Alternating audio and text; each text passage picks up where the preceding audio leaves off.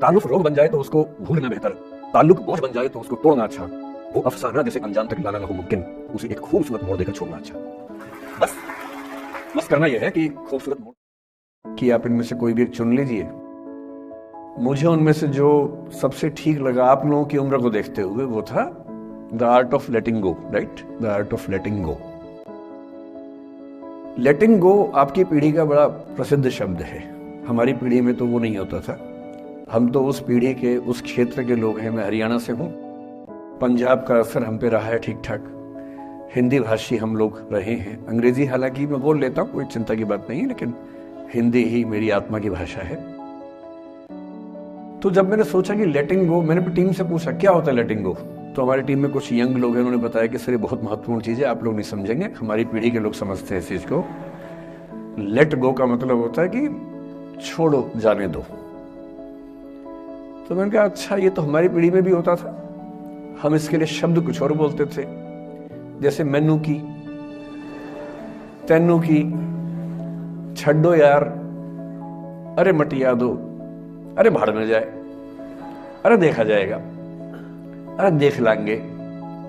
तो हिंदी हो, पंजाबी हो, हरियाणवी हो, बिहार में अरे मटिया दो, तो वहां मटिया दो बोल देते हैं। इसलिए अंग्रेजी भाषा में एक मुहावरा आ जाने से ऐसा थोड़ा है कि भारत के लोग उसके बिना काम चला रहे थे, यह भी काम चल ही रहा था लंबे समय से। तो फिर मैंने कहा ये टॉपिक ठीक है, और जिस उम्र के बच्चों को एड्रेस करना है, उस उम्र के बच्चे अक्सर इमोशनल टर्मोइल में रहते होंगे। यही उम्र है जब दिल लगता है, टूटता है, और करियर बनेगा नहीं बनेगा, फेलियर्स मिलते हैं। तो जिस उम्र में इमोशन सबसे ज्यादा उठापटक करते हैं, उछल कूद मचाते हैं, एंग्जाइटी, डिप्रेशन, ये सब होता है, उस उम्र के बच्चों से बात करने के लिए सबसे मौजूद टॉपिक मुझे यही लगा, सबसे अच्छा टॉपिक यही लगा कि हम इसी पर बात करते हैं। मैं पहले डिस्क्लेमर्स लगा दूं, मैं मनोविज्ञान का अध्यापक नहीं हूं, मैंने साइकोलॉजी में ना एमए किया है, ना एमफिल, ना पीएचडी किया है, ना मैं मोटिवेशनल चीजें करने का कोई सर्टिफाइड अध्यापक हूं। मैं तो अपने जीवन के अनुभवों से, साहित्य से, दर्शन से, कानून से, पढ़ते पढ़ते जो मैंने सीखा, और बाकी उस सबसे ज्यादा सीखा 50 साल के जीवन में, जिसमें से 25 साल का जीवन अध्यापन में और अपना उद्यम करने में खर्च हुआ। अनुभवों से बड़ा कोई गुरु नहीं होता, तो मैं अनुभवों से सीख के बातें करना पसंद करता हूं। हालांकि हंसराज कोडिस का खौफ इतना ज्यादा होता है कि जब मुझे पता लगा कि मेरा टाइम फिक्स हो गया आने का, मैंने अपनी टीम से कहा कि यार लेटिंग गो एक किताब है, तो देखो मैं देख तो लूं क्या होता है। तो 2 किताबें उन्होंने भेजी, बड़े भारी भरकम अंग्रेजी ऑथर्स की थी। तो मैंने 4-5 दिन पहले पढ़ना शुरू किया। 5-10 मिनट पढ़ के मुझे लगा कि उससे बात बनेगी नहीं, वो अलग ही टाइप की बातें थी, बड़ी थ्योरेटिकल सी बातें। तो मैंने कहा क्या थियरी में क्या रखा है, हम बच्चों से बच्चों की जुबान में बात करेंगे, उसका मजा ज्यादा है, क्यों थियरी में जाए। तो मैं जो कुछ भी अगले 1 आध घंटे में, मतलब 1 घंटा की, आधा घंटा की, 1.5 घंटा, वो मैं आपके चेहरे से अंदाजा लगा लूंगा। आप केवल चेहरे पे भाव ऐसे ले आइएगा कितना आप सुनना चाह रहे हैं। मैं तो अभ्यस्त हूँ, मैं 8 घंटे बिना ब्रेक के पढ़ाता हूँ जनरली, तो मैं तो अभ्यस्त हूँ सुबह से रात तक पढ़ाने के लिए। आप अपना देख लीजिए कितना आप सुनने की हालत में है, और ऐसा ना हो कि मैं अपनी स्पीच सुनने के लिए मोटिवेट करूंगा आपको, वो मैं नहीं करूंगा, है ना। उससे अच्छा, उससे बेहतर ये है कि बीच में छोड़ देंगे, और मैं आपकी उम्र का भी ध्यान रखूंगा। छोटे छोटे बच्चे हैं, इतना टॉर्चर ठीक नहीं है, तो ध्यान रखेंगे। पर मेरा ख्याल है कि आपको मजा आएगा, क्योंकि आपकी उम्र से जुड़ी बातें हैं, आपको अच्छा लगेगा। मैं सबसे पहले 2 शब्दों में अंतर स्पष्ट करना चाहता हूं। एक शब्द है गिव अप करना, एक है लेट गो करना। कभी कभी लगता है कि दोनों बातें एक जैसी हैं, पर दोनों बातें एक जैसी है नहीं। गिव अप करने का मतलब होता है हार मान लेना। मसलन आप कुछ कोशिश कर रहे हैं, जैसे मैं इसी एग्जांपल से बात करता हूं, पलक ने कोशिश की कि मैं यहां पर आ जाऊं, कोशिश की। और मैं ये नहीं कहना चाह रहा कि मैं बहुत व्यस्त आदमी हूं, लेकिन हाँ, व्यस्तताएं रहती हैं। मैं आजकल अवॉइड करता हूं कि कहीं जाऊं, क्योंकि पता नहीं पिछले 3 साल में ऐसा क्या हुआ, इन्विटेशंस इतने मुझे आने लग गए हैं। मैं 25 साल से पढ़ा रहा था, कोई पूछता भी नहीं था मुझे। ये कोविड में यूट्यूब में पता नहीं क्या हुआ है, अब पता नहीं कहां कहां से इन्विटेशन आते हैं।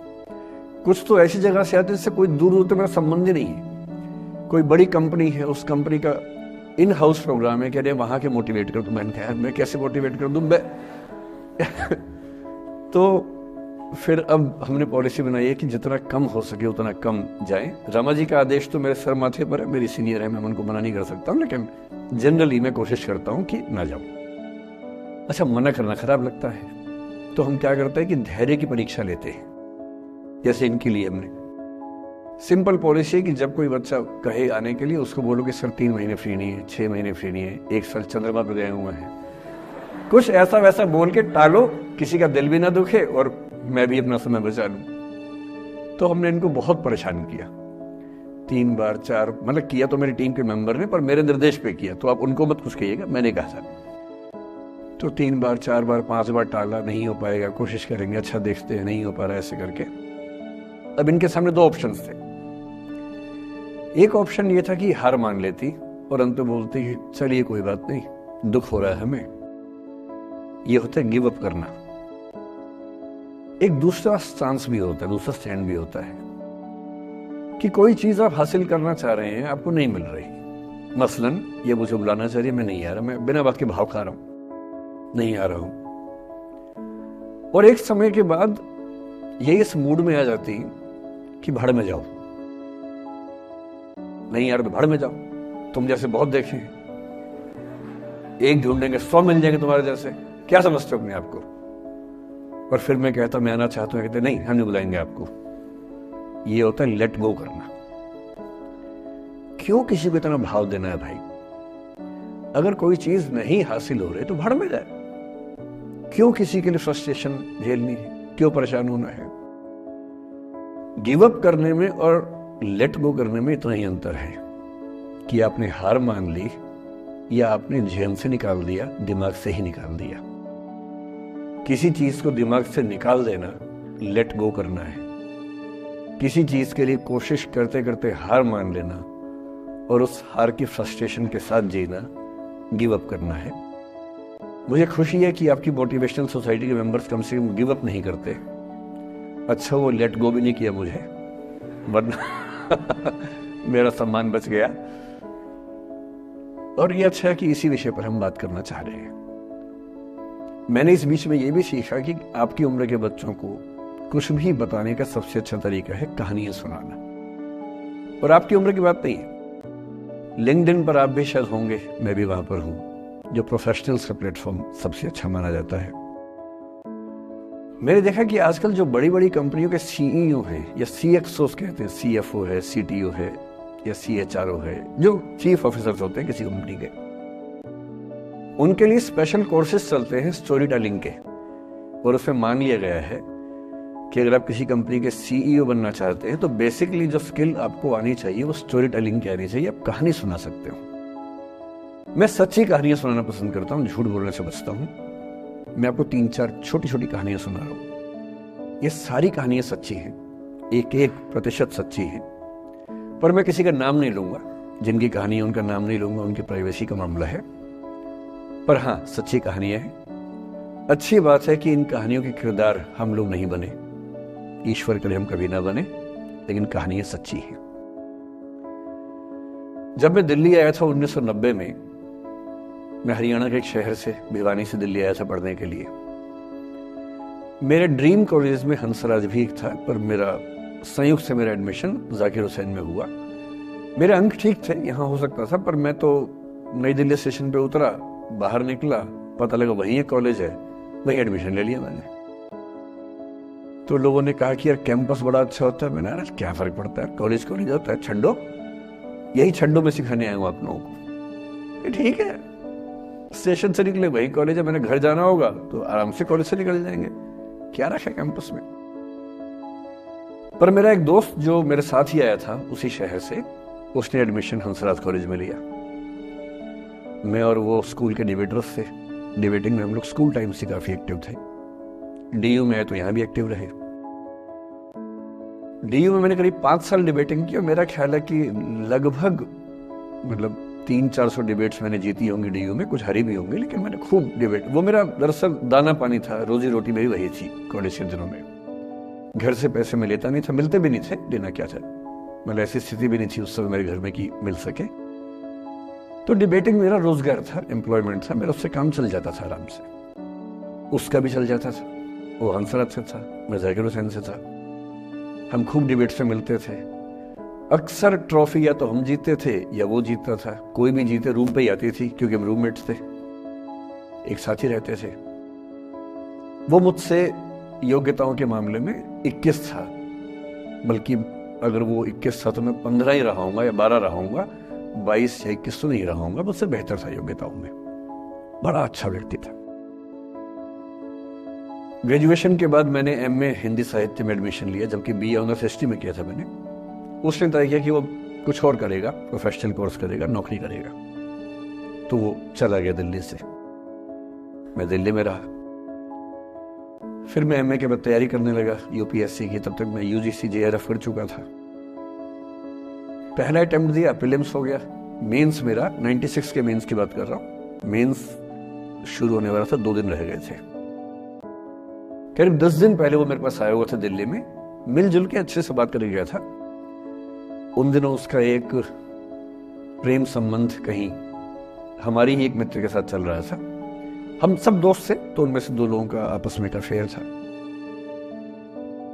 मुझे नहीं पता क्या हुआ, लेकिन मेरे मेन एग्जाम से 2 दिन पहले रात को 12 बजे एक फोन आया और यह बताया गया कि मेरे दोस्त ने फंदा लगा के अपनी जीवन लीला समाप्त कर ली है। वो दिल्ली से दूर था कहीं,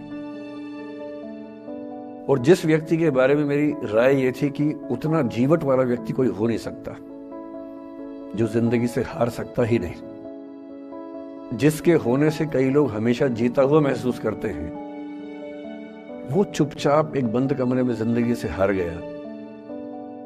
मैं आज तक नहीं समझ पाया कि ऐसा कैसे हुआ।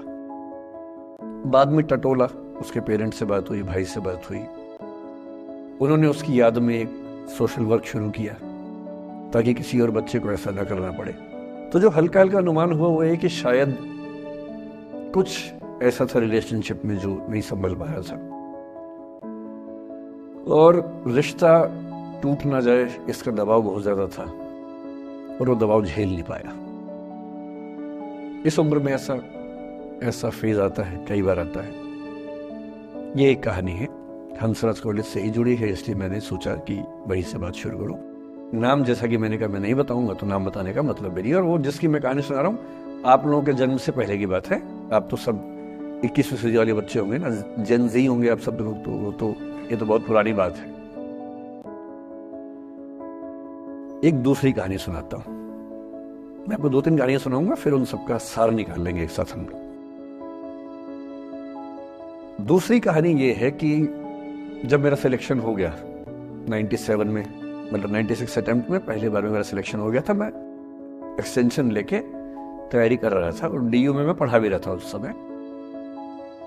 तब मैं शायद डीएवी कॉलेज में था या अग्रसेन को, मैं 2 जगह पढ़ाया डीयू में, तो उनमें से किसी कॉलेज में पढ़ा रहा था उस समय में। तो उस समय एक लाइब्रेरी है कैंपस में ही, सेंट्रल रेफरेंस लाइब्रेरी, आप जानते होंगे, सीआरएल बोलते हैं, जो विवेकानंद जी की स्टैच्यू है सामने ही वो लाइब्रेरी है। उस लाइब्रेरी में नीचे सब बैठ के पढ़ते हैं, और टॉप फ्लोर पे रिसर्च फ्लोर है जहां एमफिल पीएचडी वाले बच्चे पढ़ते हैं। मैं उस समय शायद पीएचडी कर रहा था या एमफिल खत्म हुई थी, वहीं बैठता था, पढ़ता था रोज। कई दोस्त पढ़ते थे हम लोग वहां। हम सुबह 8 बजे लाइब्रेरी खुलते ही वहां घुसते थे, रात को 1 बजे निकलते थे लाइब्रेरी बंद होने के समय। तो वहां एक छत थी, छत पे छोटी सी कैंटीन थी जहां हम लोग जब बोर होते थे दिन में 3-4 बार जाके चाय पीते थे। चाय पी ली, बिस्किट खा लिया, थोड़ी गप्पे मार ली, वो सब वहां करते थे। तो वहां मेरे बहुत सारे दोस्त थे, उनमें से कई लोग अब बहुत सीनियर सिविल सर्वेंट्स हैं, कुछ लोग प्रोफेसर हैं डीयू में। 2 बच्चे थे मुझसे जूनियर, 3-4 साल जूनियर थे, बड़े प्यारे बच्चे थे। मुझे उस समय तक पढ़ाई लिखाई का शौक अच्छा खासा हो गया था, तो वो रोज मेरे साथ बैठते थे केवल बात करने के लिए, किसी मुद्दे पर बहस करनी है तो बहस होती थी, समझते थे। फिर मुझे पता लगा कि वो दोनों रिलेशनशिप में हैं, रिश्ते में हैं, दोनों ने शादी भी कर ली। उनकी योजना डीयू में पढ़ाने की थी या सिविल सर्विस की भी थी, शायद पता नहीं। मेरा इंटरेक्शन बहुत ज्यादा उसके बाद रहा नहीं उनसे, क्योंकि मैं सर्विस में चला गया था। इतने जिज्ञासु बच्चे थे दोनों, इतने जिज्ञासु कि उनसे मिलकर तबीयत खुश हो जाती थी, कि हर चीज जानने का मन करता था उनका, हर विषय पढ़ने का मन करता था। एकदम जीवन से भरे हुए बच्चे, आंखों में चमक ऐसे। फिर दोनों की शादी हुई तो मैं शादी में जा नहीं पाया, क्योंकि मेरा रिश्ता सिर्फ लाइब्रेरी में 1 घंटा गप मारने वाला था, उससे ज्यादा था नहीं रिश्ता उनके साथ। फिर सुनता रहता था कि मैं सब बढ़िया चल रहे हैं, पढ़ाई कर रहे हैं, तैयारी कर रहे हैं। इंटरकास्ट मैरिज की उन लोगों ने, खूब हंगामा हुआ, दोनों घर में तलवारें खींच गई, किसी तरह से तलवारें संभाली गई, मैनेज हुआ, दोनों साथ रहने लगे। और फिर 3-4 साल के बाद एक दिन मैंने खबर सुनी कि उस बच्ची ने फंदा लगा के जीवन लीला समाप्त कर ली। ये बात भी दिल्ली विश्वविद्यालय की है, उस दौर के सब लोग इस कहानी को जानते हैं। मेरे ख्याल से दोनों कहानी आपकी प्रिंसिपल मैडम जानती होंगी, नहीं ध्यान कर पाएंगे तो मैं उनको जैसे नाम बोलूंगा अकेले में वो तुरंत समझ जाएंगे मैं किसकी बात कर रहा हूं। मैं आज तक नहीं समझ पाया कि ऐसा क्या हुआ होगा। तो बाद में अनुमान जो हुआ वो ये, इंटरकास्ट मैरिज, परिवार का दबाव, समाज का दबाव, आपस के दबाव, टॉक्सिक रिलेशनशिप, अंत में उस दबाव को न झेल पाना और जीवन समाप्त कर देना, ये हुआ। ये 2 घटनाएं हैं। एक तीसरी घटना यह है कि दिल्ली में आज से 25 साल पहले घटना घटी। आप लोग तो बस पैदा हुए होंगे, घुटनों में चल रहे होंगे, या उससे 5-7 साल पहले की बात रही होगी। ये घटना दिल्ली के सब सीनियर लोग जानते हैं, जिनकी उम्र 35-40 साल है वो सब जानते हैं इस घटना को। मोबाइल फोन में वीडियो नया नया आया था उस समय। अब तो आपके हर फोन में वीडियो है, अब तो सामने भी है, ताकि अब वैसा वाला मुंह बना के सेल्फी खिंचवा सके। पाउट बोलते हैं ना, मैं उसको देसी भाषा में सूअर जैसा मुंह बोलता हूं, और वैसा ही बनता भी है, क्यूट क्यूट सा सूअर जैसा मुंह बना के लोग सेल्फी खिंचवाते हैं, उसको बोलते हैं पाउट। तब तो कैमरा फोन में पहली बार आया था, तब लोग अभ्यस्त नहीं थे। अब जैसे आप लोग कितने अभ्यस्त होंगे, हम भी होने लग गए। अब हम किसी से बात करते हैं तो हम ये एज्यूम करके चलते हैं कि उसने फोन में कुछ ना कुछ ऑन कर रखा होगा, या तो आवाज रिकॉर्ड करेगा या वीडियो बनाएगा। तुम कितने केयरफुल होकर बोलते हैं, कितने कॉन्शियस रहते हैं। और सर्विलांस सोसाइटी की सबसे बुरी बात यह है कि हम हमेशा चौकन्ने रहते हैं, हम सहज हो ही नहीं पाते। सहज रूप से 2 लोग बात कर लें, हो ही नहीं पाता। तो मैं तो अपने ऑफिस में कई बार ऐसा करता हूं, जब हम 3-4 लोग बैठते हैं इनफॉर्मल बातचीत के लिए, हम सब अपना अपना फोन कमरे के बाहर छोड़ के आ जाते हैं, फिर 2 घंटे बात करते हैं, इस भय से मुक्त होके कि कहीं कोई रिकॉर्ड तो नहीं कर रहा। ये हालत है आज की। उस जमाने में तो फोन थे। मोबाइल फोन आया था भारत में लगभग 1995 के आसपास पहली बार। बड़ा महंगा था, 16 रुपए प्रति मिनट इनकमिंग, 16 रुपए प्रति मिनट आउटगोइंग, ये रेट से उस समय। और फोन वो थे जिनसे आप कील भी ठोक सकते हैं, वैसे वाले फोन थे, बटन वाले फोन थे। नोकिया एक कंपनी थी, उसके फोन हुआ करते थे। उसके 4-5 साल के बाद क्या हुआ, पहली बार किसी कंपनी ने फोन में कैमरा लगा दिया। ये बात उस समय के लोग नहीं समझते थे। जब भी नई तकनीक आती है उसको समझने में टाइम लगता है। जो पहले समझते हैं फायदा उठा लेते हैं, जो थोड़ा लेट समझते हैं वो उसका नुकसान उठाते हैं। उस समय दिल्ली के एक प्रसिद्ध स्कूल में 11वीं-12वीं क्लास के 2 बच्चों में आपस में कोई रिलेशनशिप रही होगी। वो दोनों किसी ऐसी सिचुएशन में थे जो सिचुएशन बहुत ही प्राइवेट किस्म की थी, बहुत निजी किस्म की थी, जिसको पब्लिक नहीं कर सकते। कुछ फिजिकल रिलेशनशिप जैसा मामला था।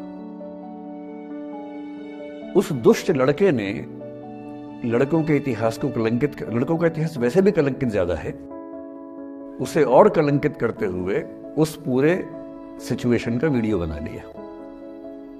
ऐसे मामलों में दुर्भाग्य है, मैं लड़का हूं इसलिए लड़के पवित्र थोड़ा ना हो जाएंगे। लड़का है, इतिहास कलंकित तो है, उसका वीडियो बना लिया और दुष्टता का चरम स्तर निभाते हुए वो वीडियो अपने एक दोस्त को शेयर कर दिया। ये कहे कि किसी और को दिखाना मत। जैसा कि होता है अफवाहों की दुनिया में। हर अफवाह एक व्यक्ति एक को ही बताता है, ये कह के किसी और को मत बताना, और अगला व्यक्ति भी अगले को यही कह के बोलता है किसी और को मत बताना, और इस तरह से पूरे शहर को खबर होती है और सबको लगता है कि सिर्फ मुझे पता है। वो वीडियो फैल गया। नए नए फोन आए थे, पर वो फोन कम लोगों के पास थे, कैमरे वाले फोन। तो फोन से कितना फैलता, ज्यादा नहीं फैला।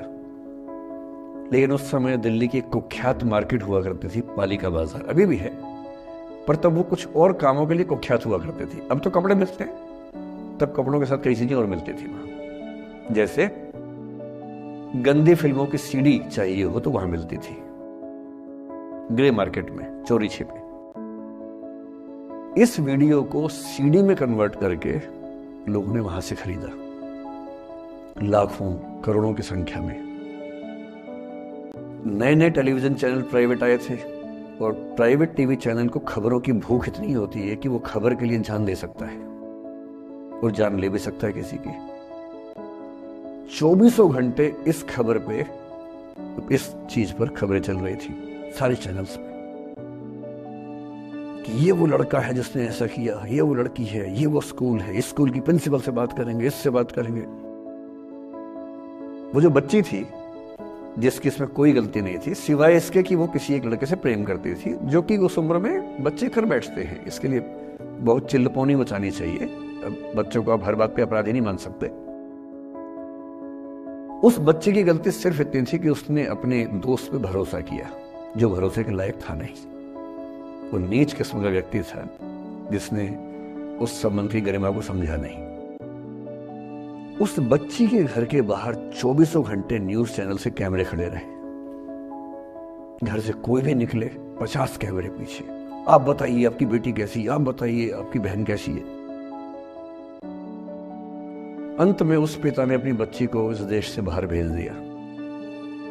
उसके कुछ दिन बाद की जो खबर टीवी चैनल से नहीं दिखाई, उसके पिता ने आत्महत्या कर ली। ये तीसरा इंसिडेंस है।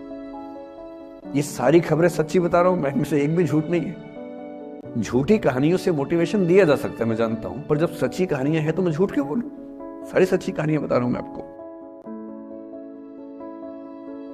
एक चौथी कहानी जो आप में से कई लोगों की होगी। मेरा एक स्टूडेंट है, सिविल सर्वेंट है, सीनियर लेवल पे है, करीब 40 साल का है।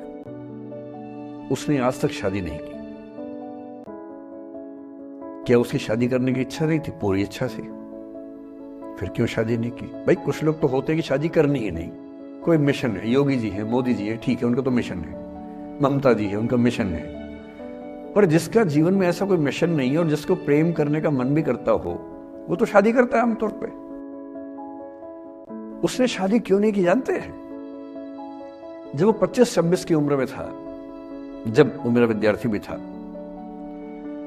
एक दिन मेरे पास आके बोला कि सर एक बात करना चाहता हूँ। मुझसे मेरे स्टूडेंट्स ऐसी बातें खूब करते हैं पर्सनली आके, अब तो मैं टाइम कम दे पाता हूँ, पहले तो ये सब होता रहता था क्लास के अलावा। एकदम रोता हुआ आया, आंखों में आंसू भरे हुए बहुत सारे। मैंने क्या हो गया भाई? तो फिर उसने किसी का नाम बताया कि सर वो भी मेरी स्टूडेंट थी, कि सर उसके साथ रिलेशनशिप थी, उसने धोखा दिया है मुझे। अच्छा, धोखा देने वाली कहानियां मुझे बहुत अपील नहीं करती। मेरा मानना है कि दोनों पक्षों की गलतियां होती हैं। आप केवल अपने पर्सपेक्टिव से सोच सोच के धोखा करते रहते हैं, ऐसा थोड़ा ना होता है भाई। कुछ तो मजबूरियां रही होंगी, कोई यूं ही बेवफा नहीं होता, कुछ तो वजह होगी ना। आप थोड़ा उसकी वजह, उसका भी तो, उसकी कहानी भी तो सुनिए। और मैं जब जब दोनों कहानियां सुनता हूं मुझे लगता है कि मामला ग्रे है। आप किसी एक पे उंगली उठा ही नहीं सकते कि इसने ऐसा किया। दोनों की गलतियां होती है, ऐसा थोड़ा कि एक की होती है। बहरहाल इन भाई साहब को ऐसा लगा कि धोखा हो गया उनके साथ। तो मैंने कहा चलो कोई बात नहीं यार, हो गया तो हो गया, तू नहीं कोई और सही, ऐसा क्या है। इतनी बड़ी दुनिया है, 8 अरब की आबादी अब है, उस समय भी 6-7 अरब तो थी। मैंने कहा 3.5 अरब 350 करोड़ में कोई तो होगी तुम्हारे लिए, ऐसा क्या है, कोई और देखेंगे। पर वो थोड़ा ज्यादा सेंटिमेंटल था उस समय। धीरे धीरे पता नहीं उसके मन में क्या बैठ गया, उसके मन में ये बैठा कि दुनिया की सारी लड़कियां धोखेबाज होती हैं। ऐसे मूर्खों की कमी नहीं है दुनिया में। ऐसे बहुत मूर्ख हैं। दर्शन की दुनिया में इसे अवैध सामान्यीकरण कहते हैं, इलिसिट जनरलाइजेशन। इसका मतलब बहुत छोटे सैंपल के बेस पे ये समझ लेना कि ये थियरी पूरे ब्रह्मांड पर लागू होती है। एक लड़की ने धोखा दिया, मान लीजिए धोखा दिया, धोखा इसने दिया कि उसने दिया कि किसी ने दिया, जो भी कहानी हो, एक सैंपल से ये मान लेना कि सब ऐसे होते हैं। और उसके बाद से उसने कम से कम 10 बार कोशिश की, 10 लोगों से मिला, बातचीत की शादी के लिए। डेटिंग तो क्या करेगा 40 की उम्र में, लेकिन हाँ बातचीत करके देखा कि शायद रुचियां मिल जाए, स्वभाव मिल जाए तो शादी के बारे में सोचें। हर बार 3, 4, 5 मीटिंग के बाद वापस हट जाता है। अब तो मैंने पूछना बंद कर दिया है। जब तक मैं पूछता था, बोलता था कि सर 3, 4 मीटिंग के बाद लगता है कि ये भी वैसी ही है। मैंने कहा भूल जाओ भाई, उससे भूल जाओ, बात खत्म हो गई। उसके बच्चे घूम रहे हैं आजकल स्कूल में, अब तुम कम से कम शादी तो कर लो। वो भाई साहब आज तक अकेले हैं और अब तो बाजार में मूल्य भी कम हो गया उनका, अब विकल्प भी ज्यादा नहीं मिलते हैं। अब जो विकल्प मिल रहे हैं वहां उसकी रुचि और कम हो गई है, तो पूरी संभावना है कि वो जीवन अकेले ही गुजरेगा अब उसका। एक अंतिम एग्जाम्पल देके फिर मैं निष्कर्ष की तरफ बढ़ूंगा। मैं एक आईएएस ऑफिसर को जानता हूं, 2 आईपीएस को जानता हूं, बहुत योग्य लोग, देश के सबसे अच्छे संस्थाओं से पढ़े हुए लोग, प्रॉपर आईएएस प्रॉपर आईपीएस में नौकरी करने वाले लोग, और इन तीनों ने अपना जीवन समाप्त कर लिया नौकरी में रहते हुए। क्यों? क्योंकि नौकरी और घरेलू जो दुविधाएं थी उनको झेल नहीं पा रहे थे, ना झेल पा रहे थे, ना भूल पा रहे थे। लेट गो नहीं कर पाए तो गिव अप कर दिया। और इसलिए मुझे अक्सर लगता है कि जितनी चीजें हम सिखाते हैं बच्चों को, हिस्ट्री, इकोनॉमिक्स, लिटरेचर, वो सब ठीक है, उनका भी महत्व है। शायद उससे ज्यादा महत्व इस चीज का है कि ये समझे कि अपने इमोशंस को कैसे मैनेज करना है। जब जीवन में ऐसा लगे कि सब खत्म हो गया है, जब जीवन में लगे कि बहुत टॉक्सिक किस्म की लाइफ हो गई है, उससे बाहर कैसे निकलें, शायद ये सबसे महत्वपूर्ण लेसन होता है जो हम सबको सीखना चाहिए। मैंने कहीं से सीखा नहीं है, ना मैंने ऐसी किताबें पढ़ी, हालांकि मैंने 2 किताबें मंगवाई हैं पिछले हफ्ते, पढ़ी नहीं है अभी तक, तो मैं किताबों के बेस पे नहीं जानता कैसे सीखते हैं, लेकिन जिंदगी से तुम सीख सकते हैं। इन कहानियों का सबका एक ही सार है, वजह अलग अलग है। एक व्यक्ति ने इसलिए अपना जीवन समाप्त किया कि वो रिश्ता उसके हाथ से छूट रहा था।